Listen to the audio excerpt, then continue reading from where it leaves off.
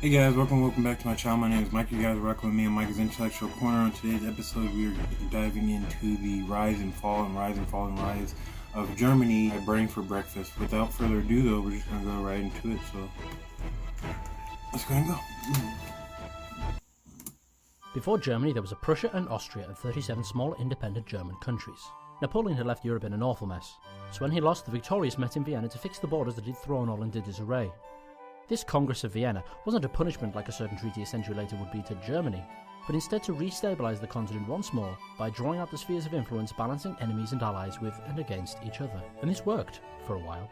The fixed borders and disincentives to war meant that those with ambitions to conquer an empire turned their ambitions elsewhere, to other continents. But there was one fractured region in Europe that was not particularly well balanced, and the two intended balancing powers didn't have overseas colonies on which to take out their frustration. That region was Central Europe, that aforementioned Austria, Prussia, and those 37 smaller independent German countries. The war that eventually happened had been the result of a centuries-old rivalry between the two dominant German powers, and the result of the war was mostly down to four factors.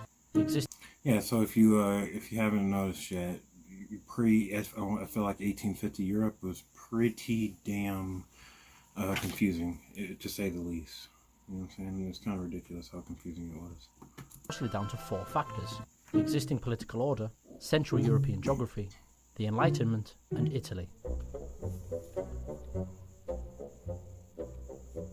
Prussia and most of the small states were situated in an area of Europe with few natural barriers. Now, while this could make you vulnerable, as the many partitions of Poland can tell you, the way German states behaved was part of what preserved the relative stability of the region despite it being in almost 300 pieces for a millennium. While individually these mostly city-states are vulnerable to outsiders, they recognise the need to band together, multiple times under multiple flags. Collections of states of roughly equal power, so none could really dominate, or at least that was the theory. So Europe was a collection of states in a delicate balance of powers, and at its centre was a collection of states in a delicate balance of powers.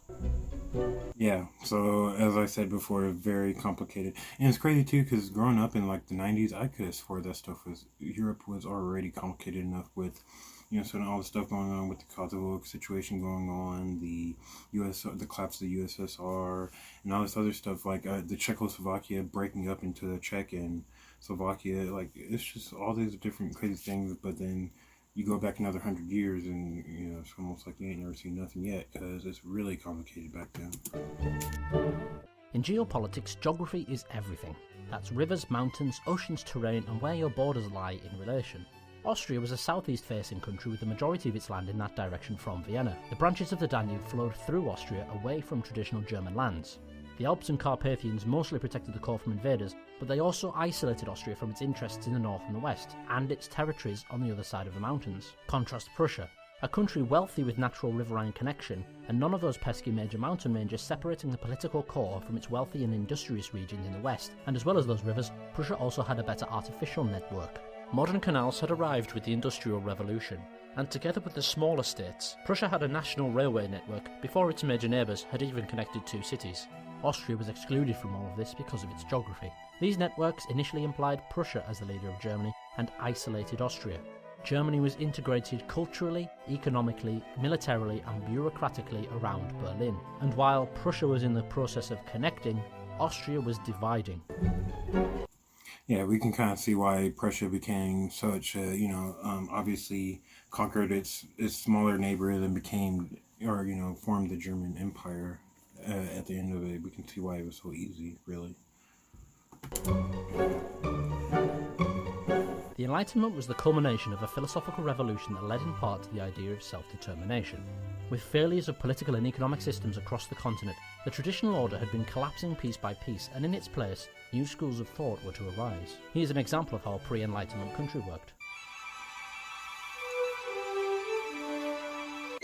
I don't want to have to pay all these taxes. I want to rule myself. While you're living in my house, Booster, you abide by my rules. What gives you the authority to decide what I have to do? God, you don't know what? It's written down in this book that you can read because it's in Latin. But, trust me, I know it's in there.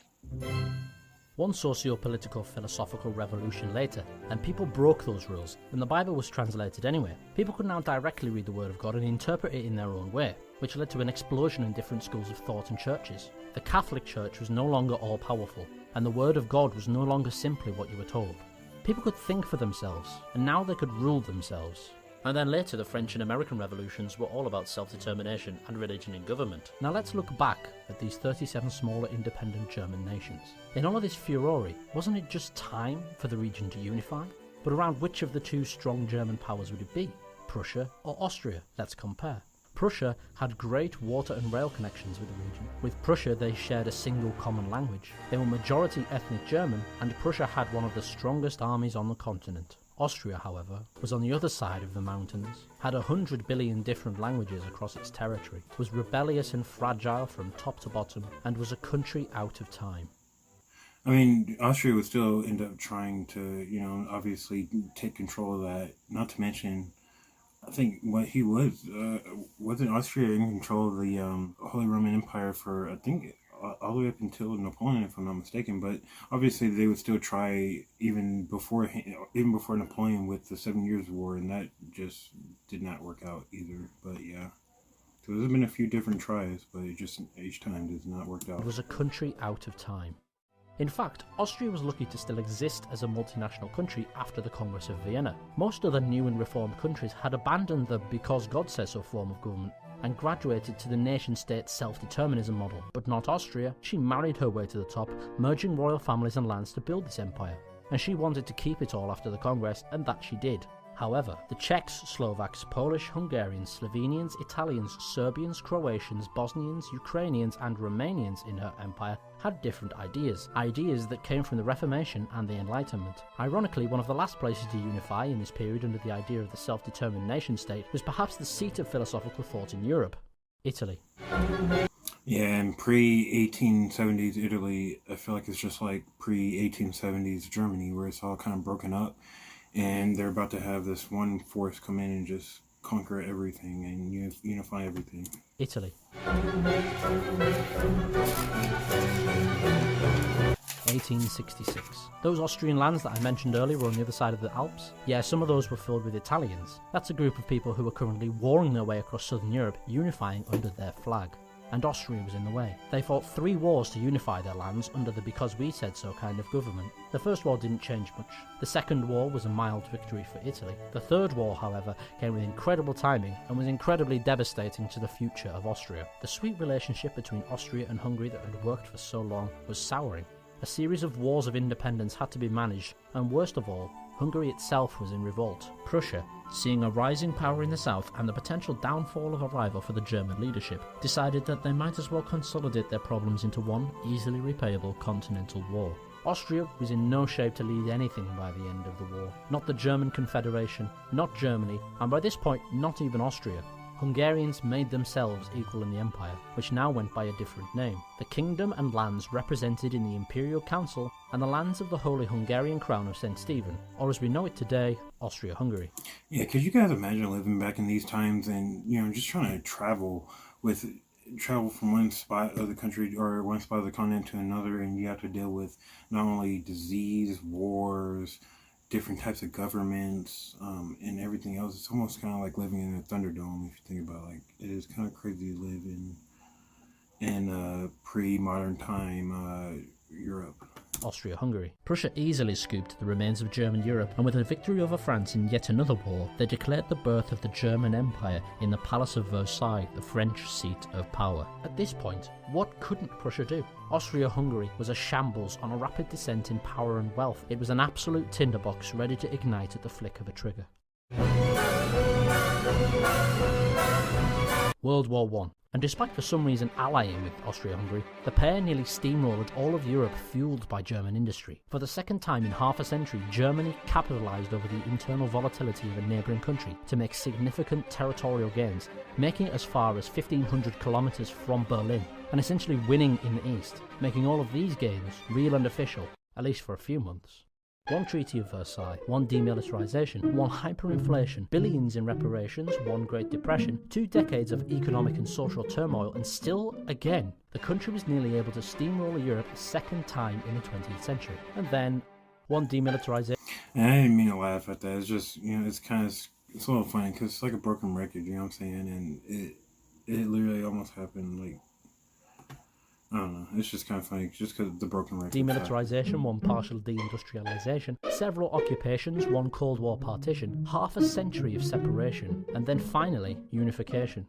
And today, this country is stunningly, once again, the economic and industrial centre of Europe, and practically its leader. But not in war this time, that's bad apparently. It's in the boardroom, on the leaderboard, the GDP rankings, the quality of life, and the football. France kept a permanent seat on the UN Security Council because a unified Germany was an incredible threat to them for a century, constantly upsetting Europe, dragging France again and again into catastrophic bloodshed. Until today, France still maintained one of the most expensive militaries in the world. They built the iron and coal community to make war unthinkable by tying their economies together and take access to Germany's vast mineral and geographic wealth. In a Europe... Yeah, not a lot of people might agree, but I definitely say them, creating the euro and making their economy essentially one is probably the best thing for them, because there for a while they were not liking each other at all. Wealth. In a Europe without borders, that's the great equaliser, no? It turns out the Germans turned even that to their advantage. The EU is a free and ready-made market. Germany is, as of 2016, by some measures the #1 exporting country in the world, competing with China, a country 20 times the size. And there are things that Germany has coped with better than any other Western country. After World War II, there was somewhat of a labour shortage, which was apparently something to do with all the working age men dying in catastrophic bloodshed or something, and they plugged the labour shortage with Mediterranean guest workers. The potential collapse of the economy due to the structure of the welfare state and the ageing of the population that as of 2016 is taking its toll on Japan, Russia and Eastern Europe, soon to hit China and the West, and is being plugged in the Germany of the 2000s by citizens of the expanding EU, the best and the brightest of working age across the continent coming to Germany to work. That's a steady stream of potential tax-paying skilled workers and, crucially, their consumers, paying for the pensions of the ageing and retired Germans, spending their twilight years finding Lebensraum. Yeah, I feel like there's a reason why, once you go over to Germany, it feels like a melting pot. To me, it felt like just going right into America, essentially, except for there's a lot more historical stuff there, but it's just a huge melting pot. You see almost everybody from almost every nationality and everything else, you know? Years finding Lebensraum, this time on the sunbeds of the Mediterranean. Alright guys, I'll go ahead and end it right there. So yeah, thank you again. Thank you for joining me on another German reaction. You gotta love some Germany. It's definitely a great country to go to. Without further ado though, I thank you guys again for joining me. I'll see you guys in another one. I'm out. Peace.